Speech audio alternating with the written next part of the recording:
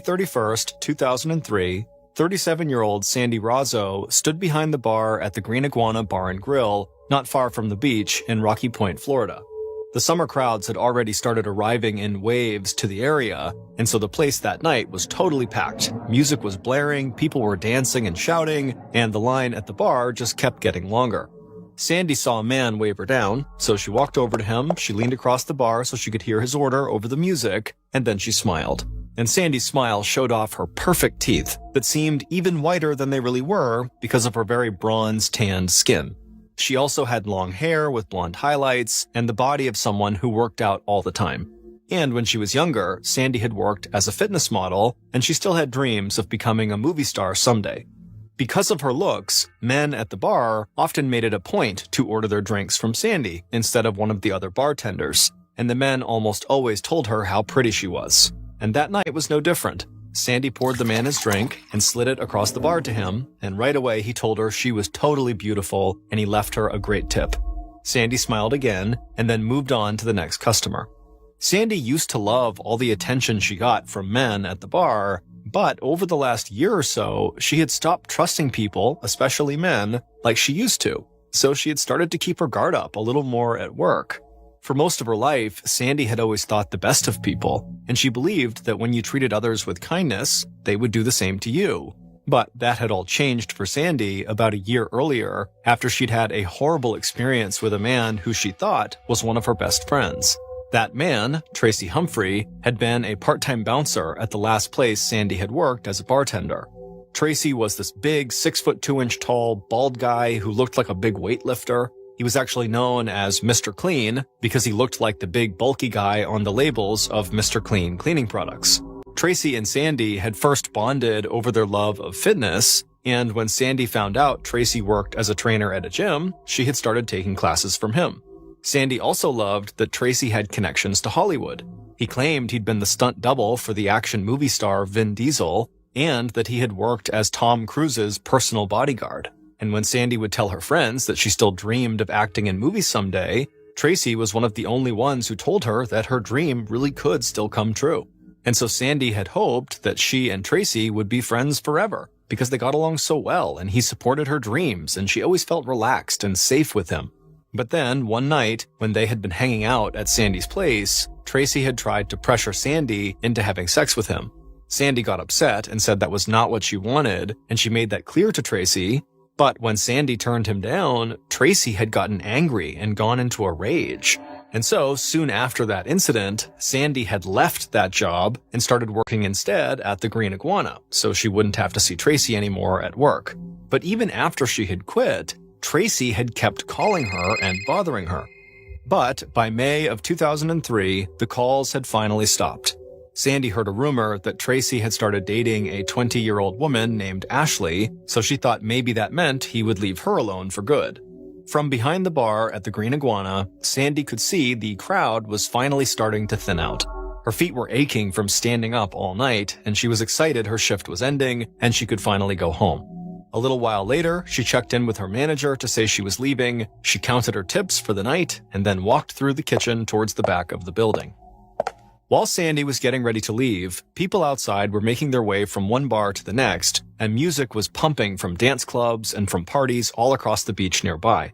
But a short, bearded man wearing baggy jeans, a sweatshirt, and a baseball cap blocked out all that noise and walked straight down the sidewalk in front of the Green Iguana.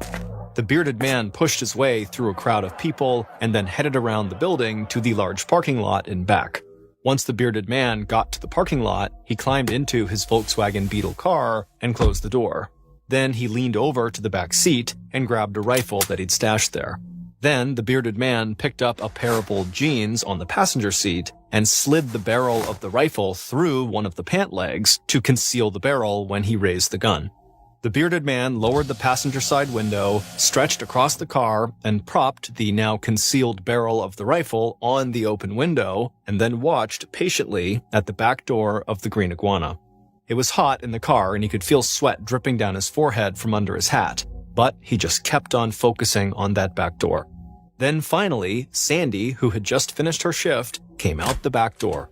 As soon as the bearded man saw her, he raised his rifle up and aimed it right at her and fired. The bearded man heard glass break and he saw Sandee look around wildly around the parking lot. The bearded man was confused for a second, but then he realized he hadn't hit Sandee. He had missed. He'd shot the side mirror on his own car. The bearded man panicked and looked around to see if anyone had seen him. Then he tossed the rifle into the back seat, started up his car, and sped off.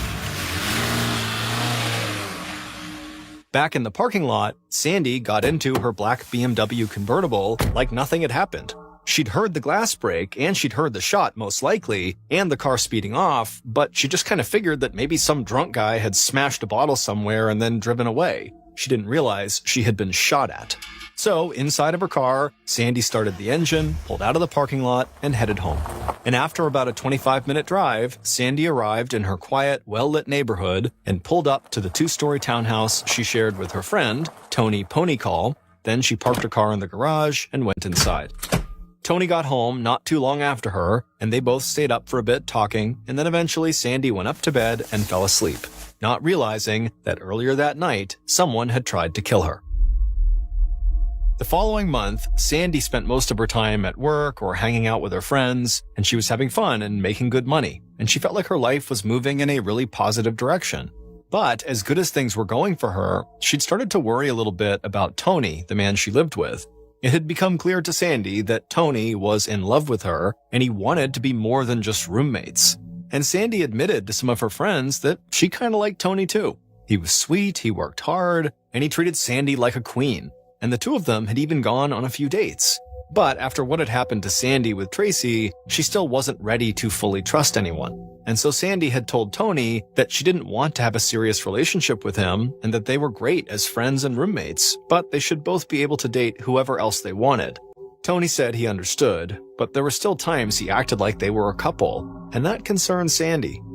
On July 5th, over a month after the secret failed shooting in the parking lot, Tony and Sandee hung out for a little while at their townhouse before Sandee left for work.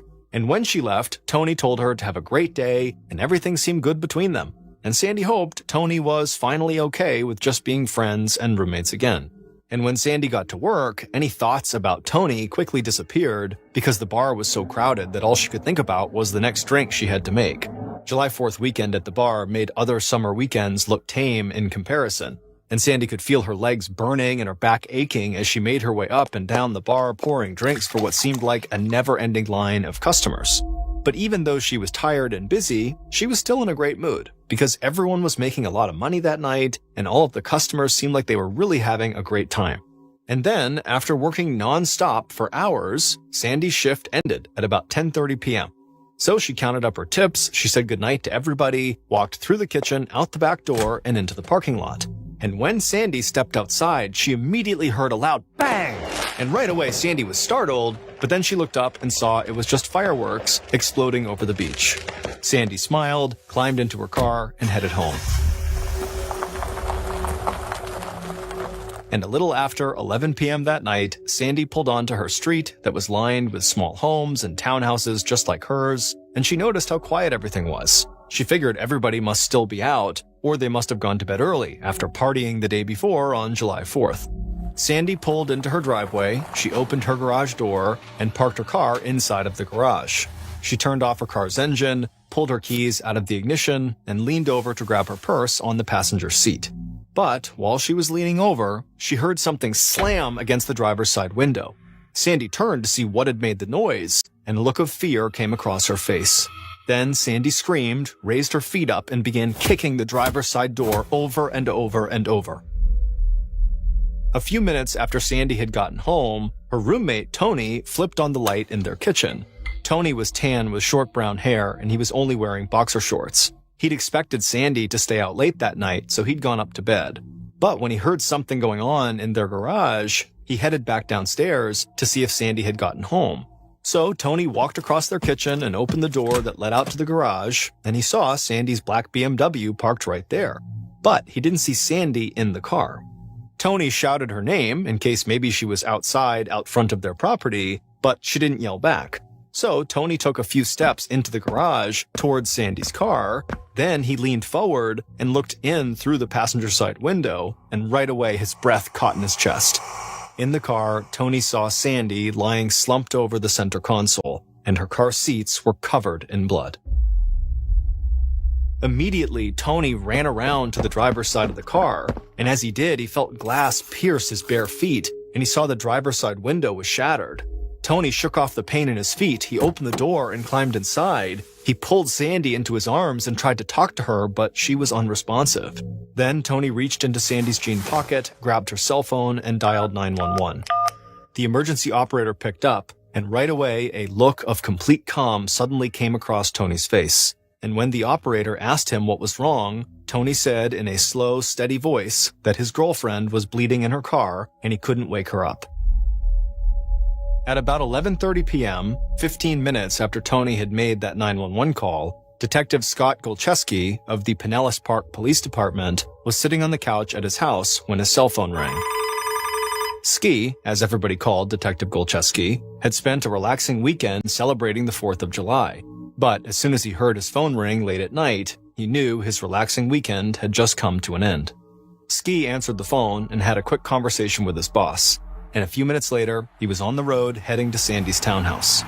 As Ski drove through the neighborhood and turned onto Sandee Street, he was a little surprised this was the call he'd gotten. On a holiday weekend, his first thought had been that maybe something had happened in the part of town where a bunch of people were drinking at the clubs and bars. But when he parked in front of Sandee's townhouse on her quiet street, he figured he was most likely dealing with a domestic dispute that had turned violent. Ski stepped out of his car and walked up Sandee's driveway. He was in his late 30s, and he was average height with broad shoulders and short brown hair. He'd lived in Florida for years, but he'd grown up in New York and had never lost his New York accent. Ski heard one of the officers who was already on the scene call out his name, so he walked towards them in the garage and saw Sandee's black BMW. Glass from the shattered driver's side window was all over the ground, and Ski saw bloody prints from someone's bare feet. And when he looked in the car, he saw the seats and floorboards were spattered with blood. The officer who had called him over told Ski that a woman in her 30s, Sandee Rozzo, had been shot in her car. The victim had been rushed to the hospital, but she had been pronounced dead not long after her arrival. Ski asked who had called 911, and the officer said Sandee's boyfriend. And he also said a cop at the hospital told him that the boyfriend had followed the ambulance to the hospital in his own car before police had arrived at the townhouse. Ski made a mental note of that.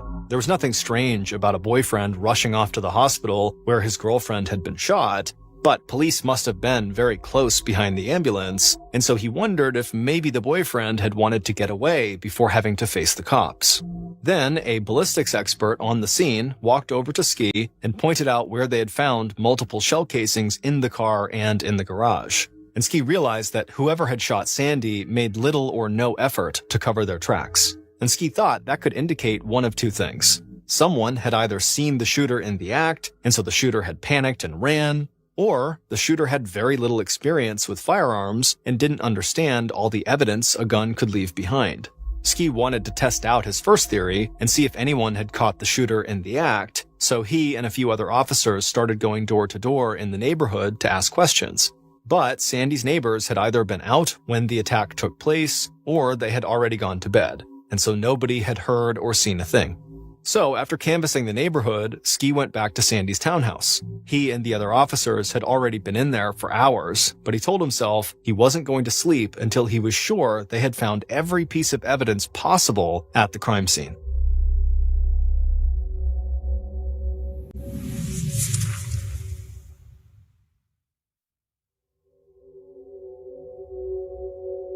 By 6:30 a.m. on July 6th, so about 7 hours after Ski had gotten the call from his boss, Ski was still at Sandee's townhouse. He was out on the driveway, making sure they hadn't missed any tire tracks or any other evidence out there, and as he did that, he looked up and saw the sun rising, and that was when he realized how tired he was. But just then, a Toyota 4Runner vehicle pulled up in front of the townhouse, and a man stepped out of the car and started walking towards Ski, and Ski immediately felt a jolt of energy. The man introduced himself as Tony Ponycall, the victim's boyfriend. He was now wearing sweatpants and a t-shirt, and he said he'd spoken to officers at the hospital and they had let him go. And so he wanted to come back home to see if he could help the police who were there. Ski was shocked at how calm Tony seemed. His girlfriend had just been shot and killed, and he showed up at the scene of the crime like he was there to just help them find a missing dog or something. But Ski knew shock affected people differently, so he didn't want to jump to conclusions. Ski asked Tony if they could go inside and talk through the events of the previous evening. Tony smiled and said he'd be happy to help. And as they walked across the yard towards the front door, Ski noticed there were scratches on Tony's hands and arms. Once they were inside, Tony led Ski through a foyer with peach-colored tile floors and into a living room with a high ceiling. Tony sat down on the couch, and Ski sat in a chair across from him. Police had found no evidence of forced entry in the house, and Tony said nobody other than him had come into the house that night. Then, with an almost blank look on his face, Tony said he'd been in the upstairs bedroom when he heard something going on in the garage, so he went downstairs to see if maybe Sandee had gotten home. And he told Ski about how he had found Sandee slumped over in her car. But even when talking about the moment he had found Sandee with blood all over her face and clothes and all over the car, Tony remained completely calm. So Ski leaned in a bit closer and asked Tony if he and Sandee's relationship was serious or more like casual dating. And Tony said Sandee was actually his fiancée. A confused look came across Ski's face, and he pointed out that Tony had just introduced himself as Sandee's boyfriend. But Tony quickly said that he just hadn't gotten used to being engaged yet. Ski nodded, but watched Tony's face closely to see if he looked like he might be lying, but Tony's appearance never changed. So Ski pointed at Tony's hands and arms and asked him how he'd gotten all those cuts. Tony said when he climbed into the car to try to revive Sandee, he'd cut his arms and his hands on the shattered glass. And he also said he had not been wearing shoes or socks at the time, and he'd cut his bare feet as well on the glass on the ground. And when he said this, Ski figured that probably cleared up who those bloody footprints belonged to. Then finally, Ski looked Tony in the eye and asked him if he could think of anyone who might want to harm or kill Sandee. And for the first time, Tony's calm, cool demeanor disappeared. His face started to turn red, he clenched his jaw, and then he said there was one person who definitely could have killed Sandee. And that guy was a guy they called Mr. Clean, Tracy Humphrey. In his time as a detective, Ski had tried to stick to a simple rule: never get tunnel vision when working a case. Over the years, he'd seen a lot of cops build cases entirely around one suspect, and when that suspect turned out to be innocent, the cases just fell apart. So, in the days following Sandee's murder, Ski still definitely considered Tony to be a major suspect. Tony was the one who had found Sandee and called 911, and he had those scratches on his hands and arms. And on the day after the murder, Ski had heard from one of Sandee's coworkers at the Green Iguana that Sandee had never agreed to marry Tony, and she'd actually told him she didn't want a serious relationship with him at all. So Tony calling Sandee his fiancée just seemed totally strange to Ski. But Tony had undergone a gunpowder residue test to determine if he'd recently fired a gun, he had willingly submitted DNA samples, and he had allowed the forensics team to do a thorough investigation of his car. And so, while the investigators waited for all those test results to come back, Ski started looking into other possible suspects. And someone who worked at the Green Iguana had seen a bearded man kind of lurking outside the night Sandee was killed, but they had no idea who he was. So Ski now had Tony and this unknown bearded guy as possible suspects, but for the time, he wanted to turn his attention to Tracy Humphrey, aka Mr. Clean, the man who Tony was so sure could be Sandee's killer. So at 3 p.m. on July 8th, less than 3 days after Sandee's murder, Ski paid a visit to the gym where Tracy worked as an instructor and personal trainer. Ski walked into the gym and heard the sound of trainers shouting encouragement and people grunting while they lifted weights. Then he walked up to the front desk, showed the man behind the counter his badge, and asked to speak with Tracy. The employee said he would go get Tracy and pointed Ski to a small office where he could have some privacy.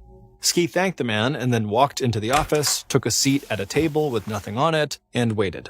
And a couple of minutes later, Tracy walked in. He was 36 years old, out of breath, dripping with sweat, and had a towel wrapped around his neck.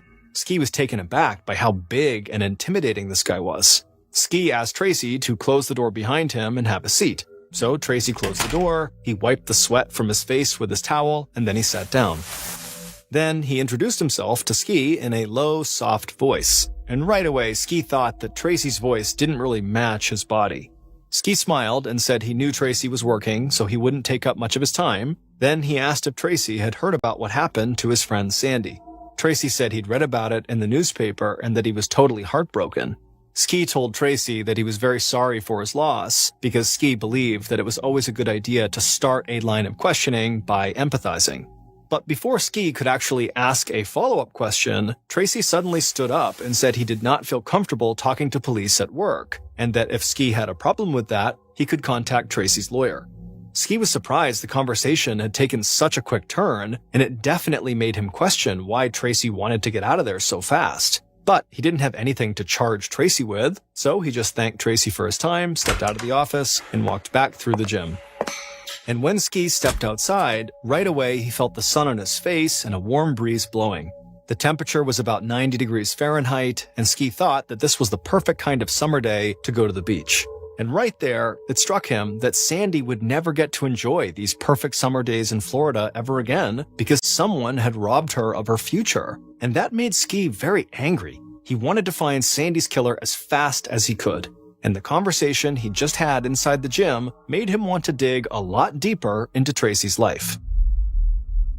Over the following week, Ski and the investigative team returned to Sandee's townhouse multiple times to see if any new evidence had emerged, and they also followed up with Sandee's coworkers to see if they remembered something from the night of Sandee's murder that they might have overlooked the first time they were interviewed. But nothing new surfaced. So during that time, Ski also did something that some other detectives might not have done.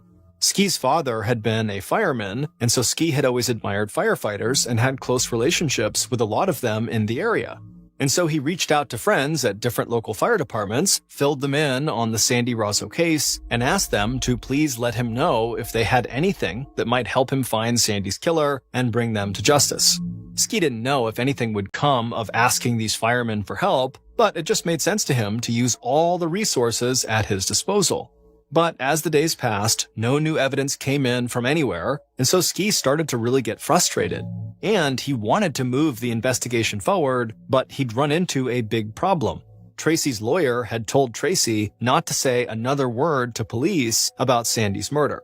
And that was a major roadblock for Ski, because even if Tracy hadn't killed Sandee, the police couldn't rule him out if they didn't get any information from him. But Ski refused to let this lawyer bring his investigation to a stop, so he came up with a plan to work around Tracy. Ski had learned that Tracy recently married a 20-year-old woman named Ashley who worked with him at the gym. So he figured if he couldn't talk to Tracy, maybe he could talk to Tracy's new wife. But Ski wanted to make sure Ashley was alone when he met with her, because if Tracy was there, Ashley almost certainly would be told not to talk. So at around 3 p.m. on July 16th, 11 days after Sandee's murder, Ski drove to the gym where Tracy and Ashley worked and parked right outside. Then he stepped out of his car and walked right up to the large windows out front and pressed his face up to the glass to look inside. But he couldn't see if Tracy or Ashley were in the gym or not. So Ski went inside, walked up to the employee he'd met there the last time, and asked if Tracy was working. The man said he was, but that he just started teaching a class. So Ski asked if Ashley was working, and the man said no, she had the day off. And that was all Ski needed to hear. He turned around, rushed out of the gym, and ran to his car. He knew he was in a race now. As soon as Tracy finished his class and found out a cop had been looking for him and Ashley, Tracy would call his wife to tell her not to talk. So Ski got in his car, started the engine, peeled out, and sped off down the street. And about 10 minutes later, after speeding across town, Ski hit the brakes and parked his car in front of the apartment building where Tracy and Ashley lived. He took a deep breath, calmed himself down, and then got out of the car and walked to their apartment. After knocking on the door opened, and it was Ashley. Ashley was pretty with long brown curly hair and big eyes, and she was wearing shorts and a t-shirt. Ski showed her his badge and asked if he could come inside and talk for a bit. Ashley shifted back and forth on her feet, and she had a nervous look on her face, but she said, okay. Ashley closed the door behind them and then led Ski to their living room. Ashley walked around a wooden coffee table and sat down on the couch, and Ski took a seat in a nearby chair. Once they were seated, Ski asked her how long she'd been married to Tracy, and Ashley said they'd actually just gotten married on July 4th at the gym where they worked. Ski smiled and said it must have been nice to have a wedding on a holiday with fireworks going off all night. Then Ski asked her if she and her new husband had gone on a honeymoon right after their wedding. But Ashley laughed and said the following night, July 5th, they just rented some movies, ordered pizza, and just hung out on the couch. Ashley shifted her position on the couch and asked what this was all about. But Ski just kept on smiling and asked where they had rented the movies and gotten pizza from. And Ashley gave him the name of the video store and the pizza place. Then Ashley's cell phone, which was sitting on the coffee table, started to ring. She sat up straight and looked at the phone and then asked Ski if she could answer it, and Ski said, of course, it was her phone. So Ashley grabbed the phone, walked into the kitchen, and answered the call. And when Ski heard her talking from the other room, he knew it was Tracy on the other line and that getting any more information out of Ashley was going to be impossible. But Ski kept on smiling because he'd gotten what he'd came for. Ashley had just given Tracy an alibi for the night of the murder, and now Ski just had to follow up on it. So, after Ashley hung up and came back into the living room, Ski immediately just thanked her for her help and then walked outside to his car. And not long after that, he drove to the video store that Ashley had mentioned, and an employee there pulled up Tracy's rental history and showed Ski that Tracy had indeed rented movies a few hours before Sandee had been murdered. After that, Ski drove to the pizza place that Ashley said they'd ordered from, and one of the pizza delivery drivers there pulled up their records on their computer, and the records showed that Tracy had ordered pizza less than an hour before Sandee's murder. And then the delivery driver told Ski that he remembered delivering that pizza to a tall, big, bald guy a little after 11 p.m. on July 5th, almost the exact time Sandee had been killed. Ski thanked the pizza delivery guy and then went back outside, got into his car, and headed for the police station. And as he drove, he felt like even though this was great information, it was like he had hit a big dead end. Tracy's simple alibi, that he was at home eating pizza, looked like it was the truth. And so Ski wondered if maybe he needed to take his focus off of Tracy for a while and turn it back to Sandee's roommate, Tony. But then, on the following day, Ski got a call from one of the people he'd spoken to at the Tampa Fire Department, and they said they'd found something in an arson case of theirs that they thought might be connected to Sandee's murder. And what the fire department told Ski would put his investigation right back on track, and it would lead him directly to the bearded man who had tried to shoot Sandee in the Green Iguana parking lot. Based on the report that Ski received from the fire department, evidence found at the crime scene, and information gathered throughout the investigation, here is a reconstruction of what police believe happened to Sandee on July 5th, 2003. A little after 10:30 p.m. on July 5th, Sandee's killer had fallen asleep in a compact rental car in the Green Iguana parking lot. The killer was wearing a baseball cap pulled down low just above their eyes, and the thick sweatshirt and pants they were wearing had caused them to get so hot inside of the car that they dozed off for a few minutes. But then the sound of a car door slamming nearby had woken them up. They looked out the windshield and saw Sandee driving off in her black BMW. The killer immediately sat up straight and yelled out in frustration and then slammed their hands down on the steering wheel. The killer had intended to shoot Sandee right there in the parking lot, but now that wasn't an option. So the killer glanced over and looked at their Ruger .22 caliber pistol on the passenger seat, and then they started the car and pulled out onto the street behind Sandee's BMW. The killer still felt a little out of it from having fallen asleep, and their hands were sweaty on the steering wheel, but they managed to weave their way through holiday weekend traffic and keep up with Sandee's car. Then, after about 25 minutes, the killer followed Sandee as she turned off a main road into her neighborhood. The killer eased off the gas to make sure they didn't get too close to Sandee's car. The killer saw Sandee pull into her driveway, open the garage door, and park her BMW inside of the garage. So the killer pulled the rental car right up to the curb in front of Sandee's townhouse. Then, with their heart pounding in anticipation, the killer wiped the sweat from their eyes, they grabbed the pistol off the passenger seat, opened the car door, and ran up the driveway into the garage. Once the killer was inside, they saw Sandee leaning over the passenger seat to grab her purse. So the killer ran up to the driver's side, raised the pistol, and slammed the butt of it into the window and held their hand up to shield their eyes from the glass. But they didn't break the window. Instead, the killer looked down and saw the glass intact, and inside the vehicle, Sandee had heard the sound, whipped herself around, and was looking up at them with a look of fear and confusion on her face. Then Sandee began screaming and she raised her foot and began kicking the driver's side door over and over again, trying to open it to maybe slam into the killer. But the door didn't open and Sandee just kept on kicking.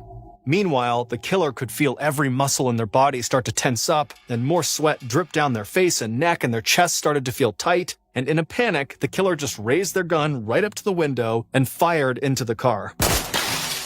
The window shattered and glass flew at the killer, but they kept on firing over and over again until they had unloaded all 8 rounds into the car. Inside the BMW, Sandee was bleeding from her torso, her foot, her head. Blood covered her face and clothes and was spattered on the car seats and floorboards. She was choking, her vision was fading, and she was struggling to breathe. Then everything went black, and Sandee slumped over the center console. After looking inside the car and making sure Sandee was motionless, the killer turned and ran out of the garage, back down the driveway, got into their rental car, and once inside, they took a deep breath and put the pistol back on the passenger seat, right next to the fake beard they had been wearing earlier that night. It would turn out the short, bearded man who had failed to kill Sandee in May when they had fired at her coming out of the bar and missed, and then had successfully killed Sandee on July 5th, was really a woman in disguise. It was Ashley Humphrey, Tracy's new wife. And on both occasions, Ashley had disguised herself as a man by wearing baggy jeans, a big sweatshirt, a baseball cap pulled down low, and a cheap fake beard. And she had made a point to be seen looking like a man by other people outside the Green Iguana, which is why she was kind of lurking around. She wanted to be seen. But on the night of the actual murder, Ashley, who had been wearing the beard, had been sweating so much that she had removed it when she'd actually gone inside the garage to kill Sandee. And it was the call from the Tampa Fire Department that actually led Ski back to Ashley almost right after he had thought about moving on from her and her husband.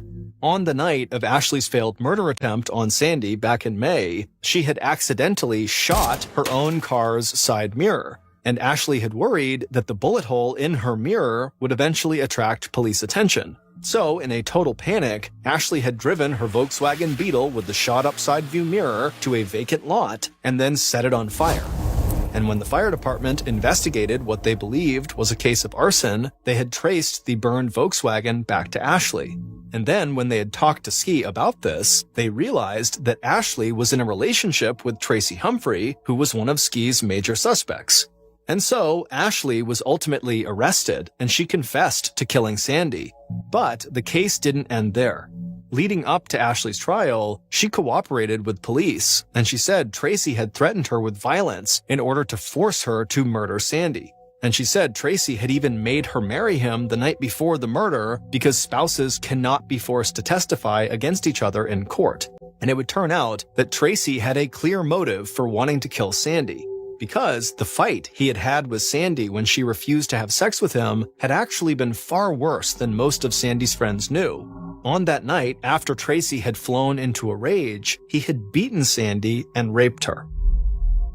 And eventually, Sandee had filed charges against Tracy, and his trial was set to start in August of 2003. So he had gotten Ashley to kill Sandee so the state wouldn't have a witness to prove the allegations against him, and the trial would just go away. Despite Tony Ponycall's odd decision to call Sandee his girlfriend and then also his fiancée when talking to police, along with his weirdly calm behavior in the immediate aftermath of Sandee's murder, he was not actually in any way connected to her death. Ashley was convicted of second-degree murder and sentenced to 25 years in prison and is scheduled for release in 2028. As for Tracy, in the lead-up to his murder trial, several women stepped forward and shared their own stories about how he had also abused them. Tracy was ultimately convicted of murder and sentenced to life in prison. Located in the middle of America is a little town called Hartford, Wisconsin. Downtown, they have the biggest automobile museum in all of Wisconsin. They also have a bowling alley called Dave's Lanes, which sells cheap beer and the best frozen pizza in town.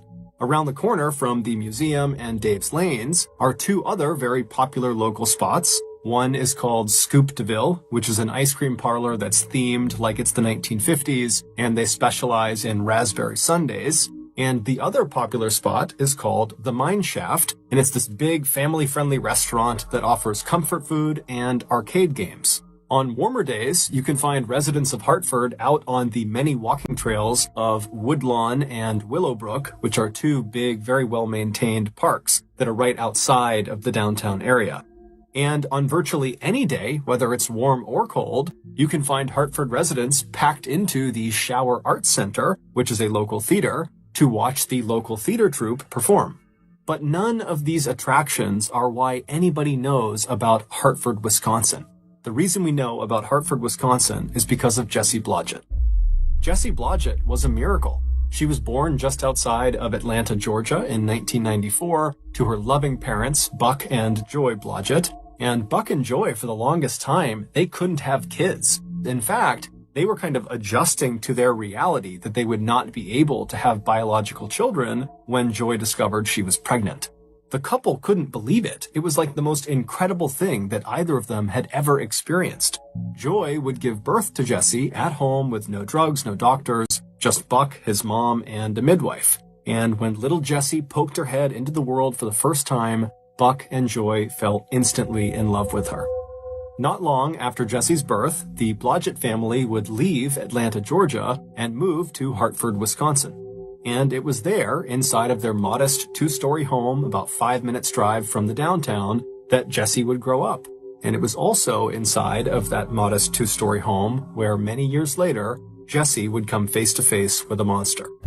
Jessie was always someone the other kids looked up to. She was a brilliant musician who could sing, and she could play the piano and the violin. One of her very close friends growing up, a girl named Jacqueline Knights, said that whenever she went over to Jessie's house, she would walk in and have to yell at the top of her lungs just to get Jessie's attention because Jessie was permanently playing the piano. But Jessie's musical talents were not the only reason people were attracted to her. From a young age, Jessie became outraged by bullying and unfairness of any kind, and so very quickly she developed a very strong moral compass. She became a fierce defender of animal rights, environmentalism, sustainability, social justice, and ultimately ending violence against women. By the time she graduated from high school in 2012, Jessie had become very popular amongst her peers and also amongst teachers and parents. Jessie just came off as someone who was wise beyond her years. Jessie always talked about wanting to change the world, and after high school, she kind of figured out how she was going to do that. She decided she would study to become a choir director for either a university or a high school, because through that role, she would be able to teach and mentor upwards of 100 young lives every single year. So in the fall of 2012, Jessie would leave Hartford and head off to the University of Wisconsin in Milwaukee, which is about an hour southeast of Hartford, and there she would enroll in their musical education program. And during that first year at the school, Jessie did so well in that program that she was offered a talent scholarship for the following year. After wrapping up her incredibly successful freshman year in college, Jessie came back to Hartford, Wisconsin to live with her parents for the summer. Now, unlike other college kids that were back home for the summer, Jessie was not treating this break like it was a vacation. Instead, she decided she would just jump right into her musical education career. And so as soon as she got home, she started her own business, teaching voice and piano and violin to kids in Hartford. And within weeks of starting this brand new business, she had over 25 kids signed up. When Jessie wasn't teaching that summer, she was often writing original music with her friend Dan Bartelt, who was also a very talented local musician. Or when she wasn't doing that, she was rehearsing at the Shower Arts Center, where that summer she had auditioned for and landed a central role in that summer's musical, The Fiddler on the Roof. Jessie was the fiddler, and she was very excited about this. The musical opened to a packed house on Friday, July 12th at 7:30 p.m., and Jessie and the rest of her cast were incredible. And then the next night, July 13th, Saturday, they had another big performance at 7:30 as well. And then on Sunday, July 14th, they had a matinee performance at 2 p.m. After that matinee, Jessie and the rest of her castmates headed off to another cast member's house who had a pool, and they had a big pool party to celebrate the end of their opening weekend. And during this party, Jessie spent half of her time sitting around the pool with her castmates, and the other half of the time she spent petting llamas that were in a nearby field. Jessie would finally leave the party and get back to her parents' house sometime after midnight, and when she went inside, her mother, Joy, was still awake. And so when Joy heard her daughter, she came out to the front of the house, and she was getting ready to ask Jessie, how was the party, when she noticed right away that something was off about Jessie. She looked upset about something. And so Joy asked her, are you okay? And so Jessie looked like she was about to maybe go into a lengthy explanation about why she was feeling the way she was feeling. But ultimately, Jessie just kind of stopped herself, and in a tone that was less upset and more just annoyed, she would tell her mom, the guys in the cast, there are these two older guys that were kind of hitting on me, and, those are my friends, and I felt like they were crossing the line, and it was just totally uncomfortable. And so Joy began asking some follow-up questions to get a sense of, how serious this was. And it just seemed like it wasn't that serious. And pretty quickly, the two women said goodnight to each other, and they both retired to their rooms to go to bed. The next morning, Buck and Joy got up fairly early, around 7 a.m., and Jessie, she stayed in bed because her only commitment that day was a lesson she was teaching one of her students at around noon, and they'd be coming by the house for that lesson. And so her parents knew she was sleeping in, and so Buck and Joy, they're kind of going about their morning routine. Buck left ahead of Joy, probably around 7 or 7:30, and then at 8 a.m., Joy, right before she left the house, she brought some laundry up to Jessie's room. And so she opens Jessie's door, she goes inside, Jessie's asleep, and Joy, she puts the laundry down, and she considers going over and waking her daughter up just to say good morning and maybe goodbye. But she thought to herself, Jessie never gets a chance to sleep in. She's always got something going on, and so I'll let her sleep. And so Joy just quietly left the room, she shut the door behind her, and she headed off to work. At around noon, Joy would leave her office and head back home for her lunch break. And so when she walked into her home, she was expecting to see Jessie awake because Jessie had one of her students arriving any time. But when she walked inside, the house was silent. Jessie was not downstairs. She apparently was not awake, and Joy had seen her car out in the driveway, so she knew she hadn't left. And so kind of annoyed, Joy walked to the foot of the stairs and she yelled upstairs for Jessie to wake up. Hey, your student's going to be here any minute. And then Joy left the foot of the stairs and walked into the kitchen and made herself something to eat. After a little while, as she's finishing making her lunch, Joy hears a knock on the front door. And now at this point, Joy is really annoyed because Jessie has still not made a sound. She has not come downstairs. And so Joy, she goes over to the front door, she opens it up, and sure enough, it's Jessie's student. She asks the student to come inside and wait for a minute. And then Joy hustles up the stairs. She goes right over to Jessie's bedroom. She opens the door up. Jessie's still in bed. And so Joy runs over to her to jostle her awake. But as soon as she is standing right above the bed, right over her daughter, and she has a clear look down at her daughter's face, she freezes. Moments later, she would call 911. Oh my God. Hartford 911, what's your emergency? My daughter is blue. I went to wake her up, and I just got home from lunch, and she won't wake up. She's Oh my 19. God. Okay, hang on just a second. Okay. Okay, so is she breathing? I don't think so, no. Her pants are all wet, and she's got, it looks like strangulation marks. There are strangulation marks? That's what it looks like. I don't know what's going on. I don't know what's going on. Joy would gently pull her daughter out of the bed and lay her down on the ground. She would put a pillow underneath her head, and then she would begin doing chest compressions to try to save her daughter's life. But it was already too late. When police and paramedics arrived moments later, they came into the bedroom and they quickly determined that Jessie was deceased. When police looked at Jessie's body, they too saw the marks on her neck that her mother had referenced on the 911 call, and they also saw the same ligature marks on her left wrist and also on her ankles. As a result of these findings, the police on scene quickly concluded that this was not a naturally occurring death, this was not a suicide, this was a homicide.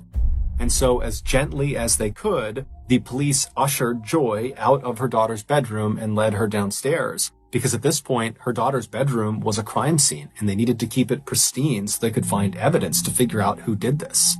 Once downstairs, Joy was reunited with her very distraught husband, Buck, who had just come home as well. And the two of them, their life is destroyed. Their beautiful baby girl, their only child, is now suddenly gone, and it didn't make any sense.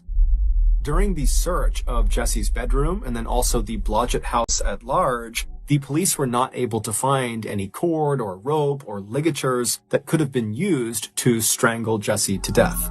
The police also noted that there was no sign of forced entry anywhere in the house, and it appeared nothing in the house was stolen. And so quickly, the lead Hartford police detective named Richard Thickens began operating under the assumption that the killer knew Jesse and targeted Jesse, that they would have known where she was in the house, they knew how to get in the house, and they went straight for her, they killed her, and they left.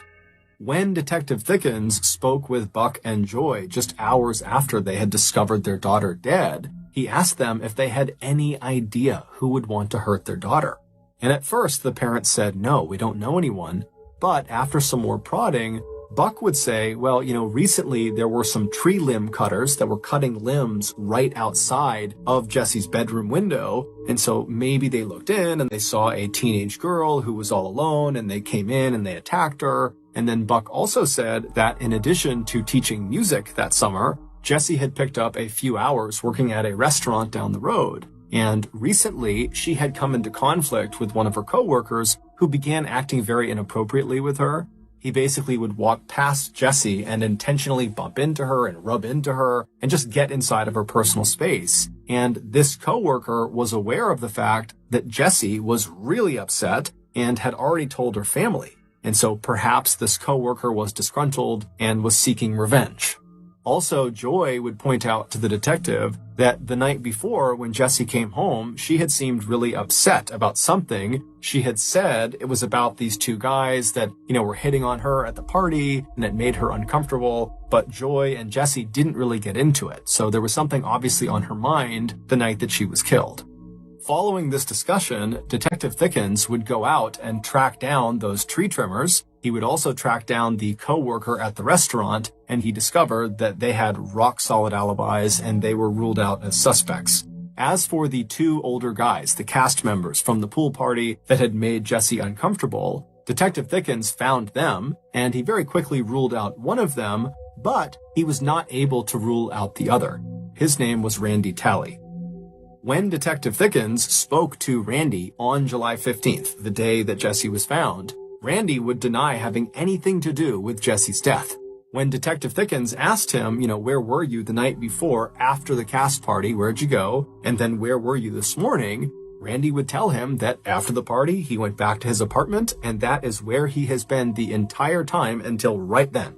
When Detective Thickens asked him if there was anyone that could corroborate his story, Randy said no, he was alone in his apartment the entire time. Shortly after speaking with Randy, the police were still searching Jesse's bedroom for evidence, and they discovered her diary.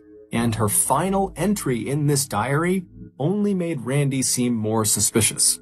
Despite downplaying the incident that Jesse had had with these two older cast members at the pool party, after Jesse had spoken with her mom briefly when she got back from the party, she had gone up to her room and then made this final diary entry. And in it, she talks about being really upset about what these two guys had done to her. She said that these two guys were corrupting her and that they were taking what should be platonic love and perverting it into a competition.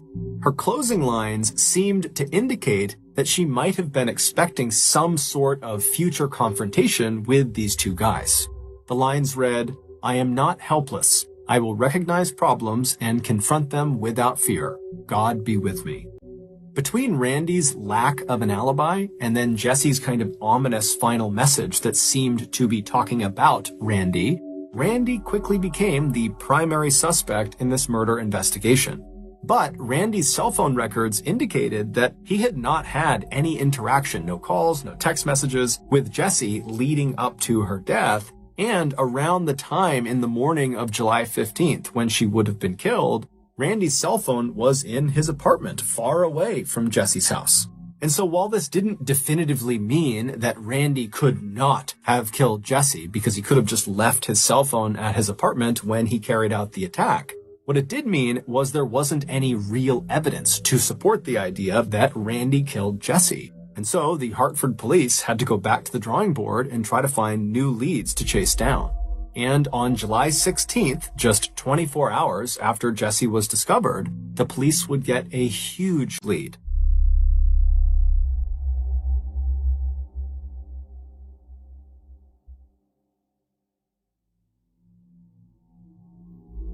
Three days before Jesse was killed, a young woman about the same age as Jesse, named Melissa Richards, decided to take her dog for a walk in a park in Richfield, Wisconsin, which is a small town about 10 miles southeast of Hartford.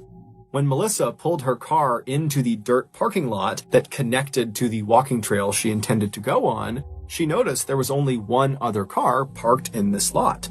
And it was immediately on her left, pointed nose away from the entrance. It was this blue minivan. And so as she's driving in, she looked over at it and she noticed the driver had their legs poking out of the driver's side window as if they were laying down across the front seats. And so this didn't really matter to Melissa, but she definitely took note of this person in this van. And so she drives past the blue van on her left. She drives all the way across to the other side of the dirt lot. She parks her car. She hops out. She gets her little dog, Remy, out of the car. And then she walks away from the parking lot and heads onto the walking trail into the woods. The trail that she was walking on was basically a big loop that ended at the entrance to the dirt parking lot. And so when she was done with her walk, she would be walking directly across the entire parking lot, which would mean she would be walking on foot past that blue minivan if it was still there when she was done. And so Melissa does a 30-minute loop. She gets all the way around and she reaches the entrance to the parking lot and she sees the blue minivan is still parked where it was, except the driver no longer has their feet poking out of the window. Now she can't see if there's anybody in the van at all. And so Melissa, again, she's not really thinking about this. It's crossing her mind, but she's not on edge about this van. And so she lets go of the leash of Remy, and Remy starts running to the car. And Melissa pulls out her key fob, and she opens up the trunk to the car. And so Remy runs over, he leaps into the car, and then Melissa just continues to walk across the lot towards her vehicle. And when Melissa walks just far enough that she is past the blue minivan, she turns to look at it, and she sees the person who had been sticking their legs out of the window, the driver, is now sitting in the passenger seat of the blue minivan. The door is open, and this person is sitting there staring at Melissa. And so Melissa, she makes quick eye contact with this person and immediately averts her gaze. She doesn't want to be rude, and she just keeps on walking towards her vehicle. But again, she's not worried about what's happening with this van. She's just aware of this person and this van. But after averting her gaze, she hears the sound of someone running towards her from behind. And so she whips her head around and she sees the same person who was sitting in the passenger seat, the driver of this van, has run up to her. And as soon as she turned around to face this person, they came to a complete stop and they were just staring directly at Melissa. They were only about 10 feet apart. And Melissa kind of reflexively said, "Oh, you scared me." And then Melissa just turned her back on this person and continued walking towards her vehicle. And after taking only a couple of steps, once again, she heard the sound of this person behind her start running towards her. And immediately she whips her head around again and again. This person comes to an abrupt stop as soon as Melissa's looking at them. Except now Melissa knows something's not right. And worst of all, she looks down and in this person's right hand by their hip is a knife. A split second later, this person charges Melissa. They tackle Melissa to the ground. Melissa smashes down onto her stomach and she's pinned on her stomach. And this person, they attempt to stab Melissa, but Melissa fights back like mad. She turns over and she grabs the blade of the knife and she wrestles it away from her attacker and she pulls the knife under her body and she puts it under all of her weight. And the attacker is so surprised that this has happened, they actually stop for a second before kind of reaching down and trying to yank the knife out from underneath Melissa, but Melissa is not letting it go. And so finally the attacker just kind of sits up on her back and says, "Can I just go?"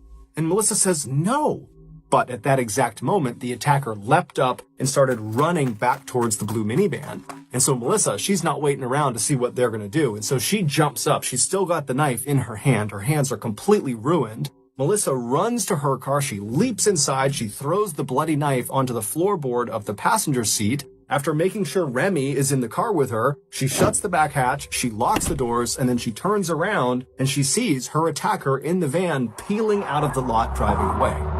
And so Melissa is relieved, but she also just wants to get the heck away from where she is right now. She's totally alone. And so she fires up her car and she drives to the hospital. After getting 15 stitches to repair the 3 very deep cuts in her hands, Melissa was transferred to a recovery room where a man named Joel Klossing, who was a detective with the Washington County Sheriff Department, he came into the room and he took down Melissa's statement. Now, Melissa was very shaken up about what had just happened. She had no idea who this person was, why they attacked her. But despite being shaken up, Melissa had the most incredible memory of the event. She knew exactly what her attacker looked like, all the little details, and she knew everything about the vehicle, to include the fact that she knew it was a Dodge Caravan minivan. So she knew the exact type of car, and she guessed it was probably from the years 2000 to 2002. And so Melissa gives this incredible statement, and Detective Klossing, he goes back and he has a composite sketch made of the attacker, and then on this sheet that showed the attacker, there was a description of the vehicle and where it was located and some details of the case. And so Detective Klossing releases this sketch and the information to the media, and he puts it around town, and he's expecting someone in town to know who this person is because the description is so good. And someone would come forward.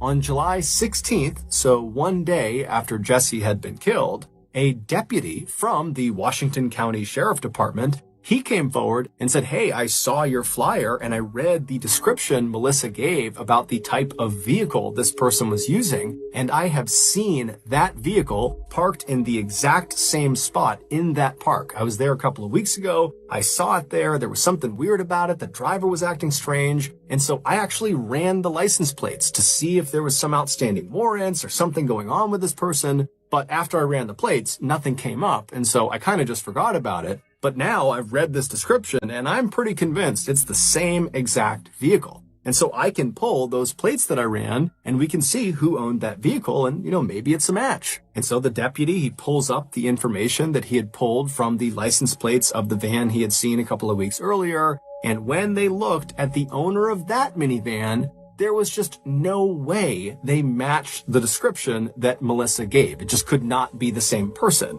And so briefly, Detective Klossing and the deputy believed that, okay, it was just some big coincidence that a very similar blue minivan was parked in the exact same spot a couple of weeks apart. But when Detective Klossing looked a little bit deeper into who the owner of that vehicle was, he would discover they had a relative that matched exactly the description that Melissa gave of her attacker.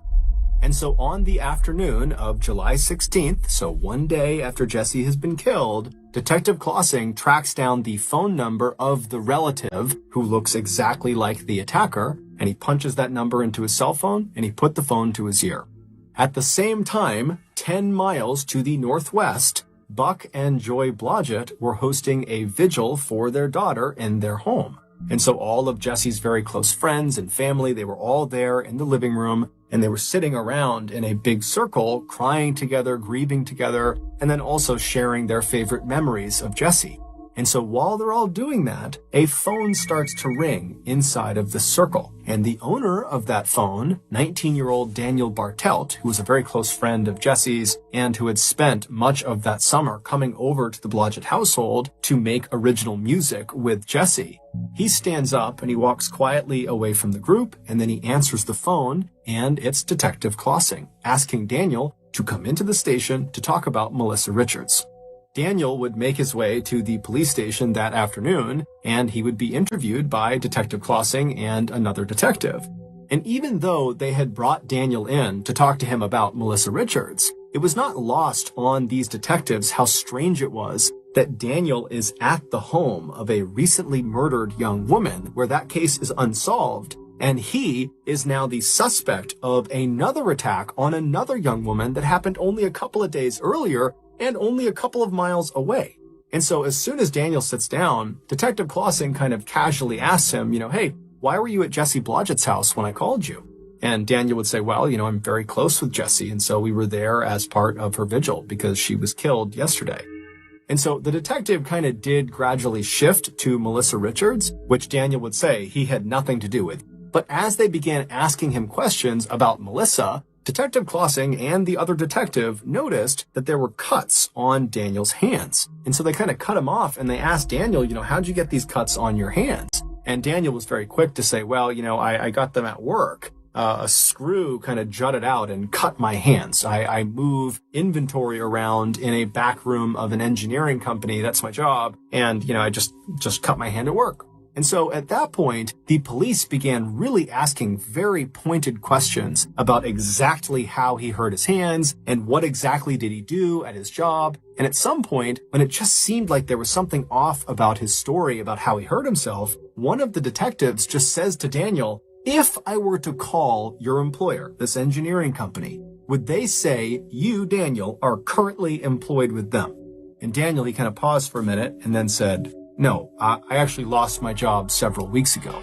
And so now the detectives knew he had to be lying about how he cut his hand because he's just told them that he hurt it at work recently, but he wasn't employed recently. And so Detective Clausing kind of leans in and says, Daniel, so how'd you really hurt your hand? And so Daniel, he begins talking about how he cut it cooking. And Detective Clausing is like, Daniel, nobody would lie about cutting their hand cooking. So why don't you just tell us the truth? And amazingly, Daniel would. He would admit after some serious pressure that he hurt himself attacking Melissa Richards.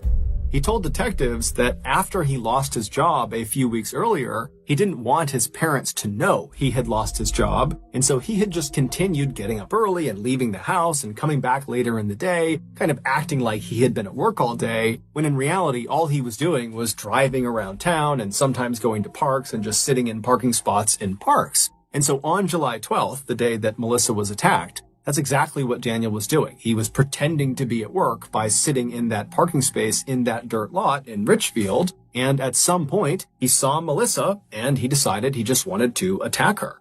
He told detectives that recently he had become overwhelmed in college and so he had dropped out and then he lost his job. And so combined, he was just feeling kind of scared of life. That's how he described it. And so he wanted somebody else to feel scared too. And so that was why he said he attacked Melissa.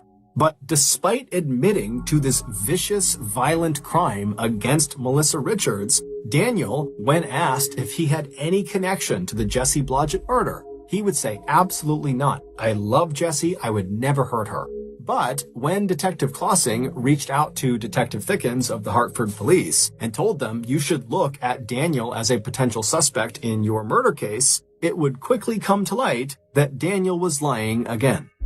Daniel was raised in a good, loving family. He was extremely smart, straight-A student. He was an incredible musician, and he was really well respected by his peers and even by his teachers and other instructors. I mean, this was a kid who had everything going for him, but something went wrong with Daniel, and no one knows exactly why.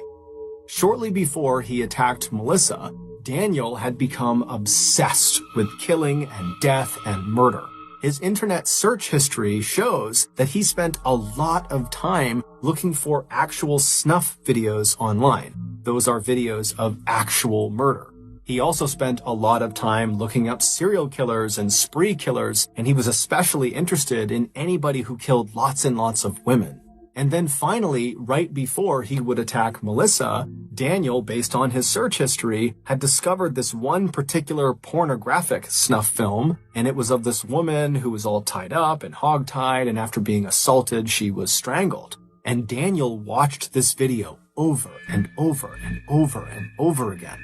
On that day, July 12th, as Daniel is pretending to be at work, he's sitting in his car, he looks out and he sees Melissa, she's all alone, and something clicks in his head where he decides he's going to go reenact that wretched pornographic snuff film on Melissa. And so Melissa was likely just at the wrong place at the wrong time. Recovered in that dirt parking lot after the attack was this special, very strong tape that had been in Daniel's pockets during the attack. It had just fallen out. And so it's believed he was going to use that tape to subdue Melissa and then abduct her. But obviously Melissa fought back and Daniel got spooked and ran off.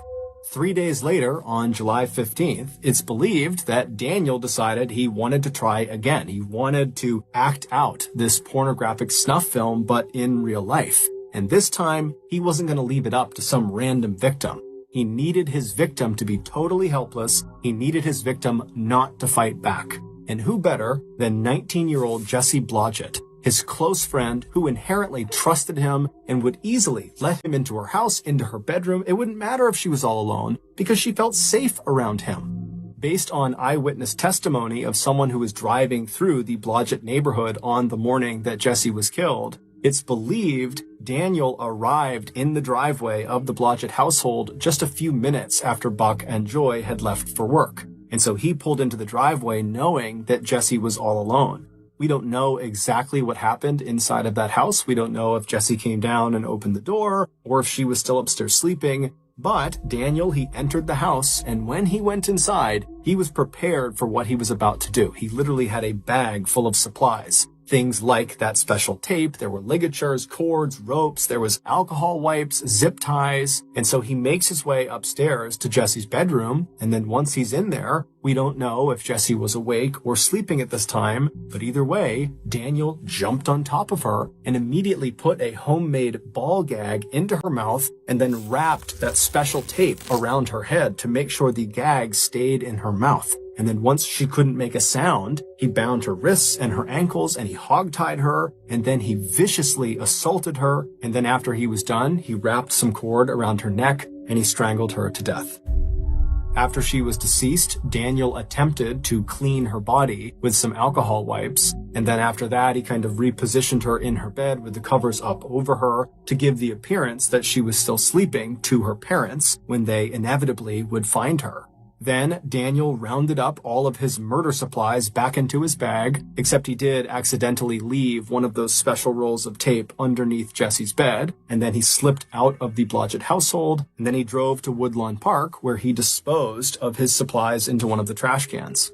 The next day, at Jessie's vigil, Daniel would attend, and according to the other people that were there, Daniel was by far the most talkative person in that circle. Daniel would ultimately be found guilty of murdering Jessie Blodgett, although he never admitted guilt. In fact, during the sentencing phase, Buck Blodgett would give this incredibly eloquent and heart-wrenching speech about what it was like to lose his only child. And toward the end of this speech, Buck turned to his right, so away from the judge who he had been addressing, and he looked directly at Daniel, and Daniel looked back at him, and Buck says, "Dan, I forgive you as I have every day since I found out it was you." And then a few moments later, Buck would also say to Dan, "Dan, not only do I forgive you, but I love you." But when Daniel got his turn to stand up and say something on his behalf, he turned to face Buck and Joy, and looking right at them, he would tell them that he's innocent and that he doesn't have any answers for them because he didn't do it and his conscience is clear.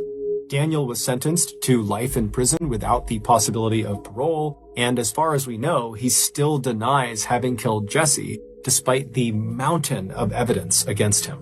In the days following Jessie's death, Buck Blodgett walked into his daughter's bedroom, and he laid down on her bed, and looking straight up, he tried to hold his breath for as long as he possibly could.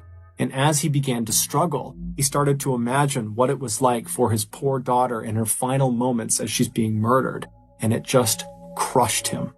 He thought to himself, I wasn't there for my little girl when she needed me the most. But instead of just carrying that terrible burden around with him for the rest of his life, Buck and his family decided they had to do something to honor their daughter's memory and maybe even change the world, which was something that Jessie always talked about wanting to do. And so Buck would go on to start the Love is Greater Than Hate project, which is this incredible charity whose mission is designed to end male-on-female violence and to inspire love over hate. Buck's charity is a recipient of a MrBallen Foundation grant, And if you have been moved by this story in some way, I would highly encourage you to contribute to Buck's charity.